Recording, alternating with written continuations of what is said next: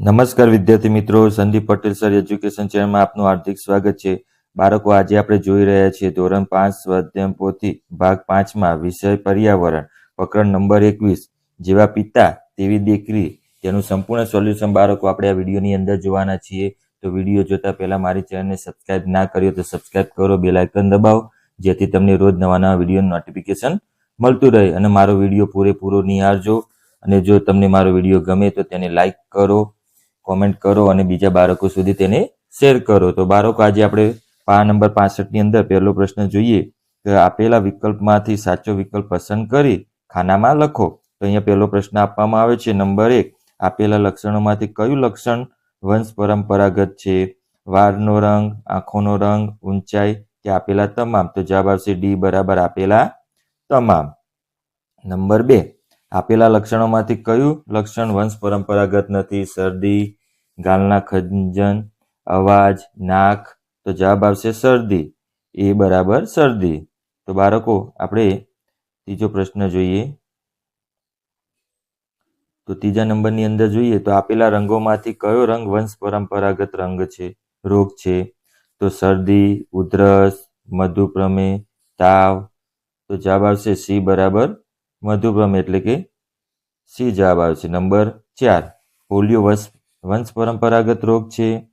તો હા કે ના, એ, બી અથવા તો કોઈ પણ નહીં? તો જવાબ આવશે ના, પોલિયો વંશ પરંપરાગત રોગ નથી. તો જવાબ આવશે બી. બાળકો, એ જ રીતે આપણે પ્રશ્ન 2 જોઈએ કે ખોટો શબ્દ ચેકી નાખો. નંબર 1, મધુપ્રમેહ વંશ પરંપરાગત રોગ છે કે નથી? તો જવાબ આવશે નથી, તો નથી ચેકી દેવાનું, એટલે કે રોગ છે. નંબર 2, ઊંચાઈ, ઉંમર વંશ પરંપરાગત લક્ષણ છે? તો ઊંચાઈ વંશ પરંપરાગત, આ ઉંમર ચેકી દેવાની. નંબર 3, પોલિયો અને મધુપ્રમેહ વંશ પરંપરાગત રોગ છે? તો પોલિયો ચેકી દેવાનું, મધુપ્રમેહ વંશ પરંપરાગત આવે. નંબર 4, જીયા અને પ્રિયા સંગીતનો શોખ સમાન કે અલગ અલગ હશે? તો સમાન ચેકી દેવાનો, બંનેનો શોખ અલગ અલગ હોય. તો બાળકો, આપણે આ પાના નંબર 65નું સોલ્યુશન જોઈ રહ્યા છીએ. મારો વિડીયો પૂરેપૂરો નિહાળજો બાળકો. પ્રશ્ન નંબર 3માં આપણે તેનું સોલ્યુશન આપણે આ વિડીયોની અંદર જોઈએ. તો પ્રશ્ન નંબર 3, નીચેના પ્રશ્નોના જવાબ આપો. નંબર 1, કયા લક્ષણો આપણા તથા માતા પિતાને સમાન હોઈ શકે છે? તો જવાબની અંદર આવશે નાક, વાળ, રંગ, અવાજ, ઊંચાઈ વગેરે લક્ષણો માતા પિતાને સમાન હોઈ શકે છે. નંબર 2, કયો રોગ વંશ પરંપરાગત રોગ તરીકે ઓળખાય છે? જો રોગ માતા પિતા દ્વારા વારસામાં મળે તેવા રોગોને આપણે વંશ પરંપરાગત રોગ કહીએ છીએ. બાળકો, આ પરીક્ષાની અંદર પ્રશ્ન પૂછાશે, મોસ્ટ આઈએમપી છે. સૌપ્રથમ તો મારી ચેનલને સબસ્ક્રાઇબ ના કરી તો સબસ્ક્રાઇબ કરો. આપણે નંબર 3 જોઈએ, જીયાની માતાના વાળ વાંકડિયા છે? તો જીયાના વાળ વાંકડિયા હશે કેમ? હા, કારણ કે તે વંશ પરંપરાગત લક્ષણ છે. નંબર 4, તમારી બહેન સારું સંગીત ગાય છે? તો શું તમે પણ ચોક્કસ સારું ગાઈ શકો છો? કેમ? ના, કારણ કે સંગીત વારસામાં મળતું લક્ષણ નથી, એટલે કે વંશ પરંપરાગત લક્ષણ નથી. તો બાળકો, આપણે આ જોયા પાના નંબર 65નું સોલ્યુશન. આપણે આગળ 66માં પાના નંબરમાં પ્રવેશ કરી રહ્યા છીએ. દરેક બાળકો મારો વિડીયો જોતા રહેજો.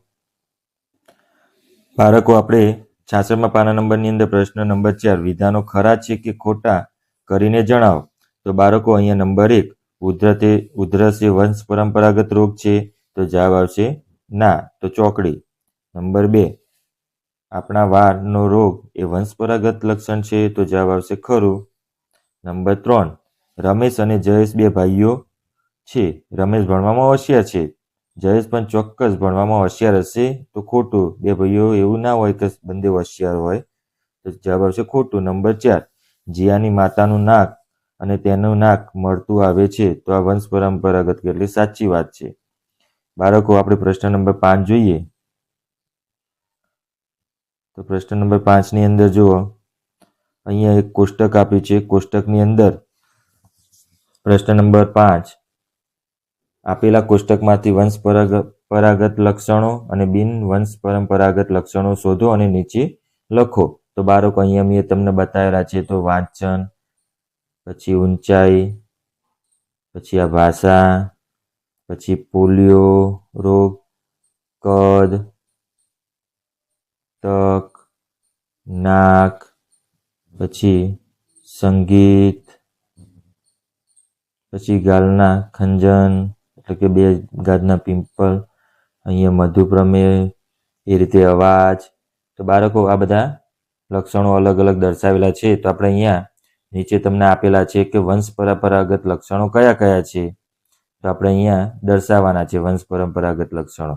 જો બાળકો તમે જોઈ શકો છો, વંશ પરંપરાગત લક્ષણોની અંદર ઊંચાઈ, કદ, અવાજ, ગાલના ખંજન, મધુપ્રમેય, નાક, ભાષા, રહેણી-કહેણી વગેરે દર્શાવી શકાય. એ રીતે બિનવંશ પરંપરાગત લક્ષણની અંદર વાંચન, ગીત, પોલિયો, તક, આ બધા લક્ષણો જે ખરા એ બિન પરંપરાગત વારસાગત લક્ષણો દર્શાવ્યા છે. તો બાળકો આ રીતે તમે ઉપરના કોષ્ટકના આધારે વારસાગત લક્ષણો અને બિન વારસાગત લક્ષણો તમે આ રીતે તમે દર્શાવી શકો છો. તો બાળકો આપણે આ જોયું પાના નંબર 66નું સોલ્યુશન. બાળકો આપણે આજ આગળ 67માં પાના નંબરનું સોલ્યુશન આપણે આ વિડીયોની અંદર જોવાના છીએ. તો વિડીયો જોતા રહેજો. વિડીયો જોતા પહેલા મારી ચેનલને સબસ્ક્રાઇબ કરવાનું ભૂલતા નહીં.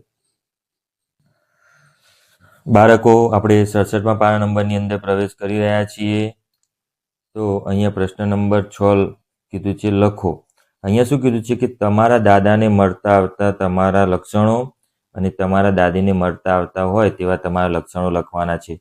બાળકો અહીંયા મેં મારી રીતે દર્શાવ્યા છે. તમે બાળકો તમારી રીતે પણ તમે લક્ષણો જે મળતા આવતા હોય તમારા દાદીને અને દાદાને એ તમે દર્શાવી શકો છો. તો બાળકો અહીંયા આપણે જોઈએ તો સૌપ્રથમ તમારા દાદાને મળતા આવતા લક્ષણો. તો અહીંયા મેં દર્શાવ્યું છે પહેલું લક્ષણ વાળ, બીજા લક્ષણની અંદર જોઈએ તો આપણે અવાજ, એ રીતે ત્રીજા લક્ષણની અંદર જોઈએ તો આંખોનો રંગ. બાળકો દરેક બાળકો દાદાના આંખોનો રંગ અને છોકરાના આંખોનો રંગ મળતો આવતો હોય છે. પછી આપણે જોઈએ તો નાક, તો આ પણ લક્ષણ એકબીજાને મળતું આવતું હોય છે. એ રીતે આપણે જોઈએ કે તમારા દાદીને મળતા આવતા લક્ષણો. તો અહીંયા સૌપ્રથમ તો ચહેરો, એ રીતે આંગળીઓ, તો તમારી જે આંગળીઓ હોય એ તમારા દાદીને મળતી આવતી હોય. તમારી ઊંચાઈ, કદાચ તમારી દાદીની ઊંચાઈ વધારે હોય તો તમારી ઊંચાઈ પણ વધારે હોય છે. જો તમારી દાદીની ઊંચાઈ નીચી હોય તો તમારી પણ ઊંચાઈ નીચી હોય છે. એ રીતે અહીંયા આપણે એક મુદ્દો લખ્યો છે ગાલના ખંજન, એટલે કે બે બાજુ પિંપલ. આપણે નહીં કહેતા કાણા પડેલા હોય ગાલ ફસીએ ત્યારે, તો એ ગાલના ખંજન. તો આ રીતે આપણે અલગ અલગ લક્ષણો જે દાદા દાદીને મળતા આવતા હોય તેનું આપણે અહીંયા વર્ણન કર્યું છે. તો બાળકો આપણે આ જોયું પાના નંબર 67નું સોલ્યુશન. તો આપણે આજે ધોરણ 5 સ્વાધ્યાય પોથી 5 ભાગ 5ની અંદર વિષય પર્યાવરણ પ્રકરણ નંબર 21 જેવા પિતા તેવી દીકરીનું સંપૂર્ણ સોલ્યુશન બાળકો આપણે આ વિડીયોની અંદર જોયું. તો બાળકો તમને મારો વિડીયો ગમ્યો હોય તો મારી ચેનલને સબસ્ક્રાઇબ કરો, બેલ આઇકન દબાવો, જેથી રોજ નવા નવા વિડીયોનું નોટિફિકેશન મળતું રહે અને મારા વિડીયોને બીજા બાળકો સુધી શેર કરો. આવજો બાળકો, આવતીકાલે આપણે ફરીથી મળીશું. Good night.